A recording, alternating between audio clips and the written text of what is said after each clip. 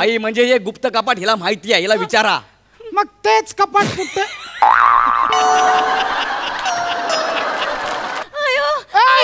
इकडे बस. मला घाबर. ए बच्ची ए भाई लय डेंजर आहे. आतापर्यंत भाईनी 15 मर्डर केलेत. किती केलेत? तू हसू नको, नाही तर 16वा मर्डर कोणाचा होईल? माझा. मग गप सांग कपाट कुठं आहे ते कळलं? कळलं काय? हा पुरस्कार मुद्दाम मला बोलायला दिला का? नाही सर. लेखक अभिनय हे दिलं असं मी बोललो असतो ना.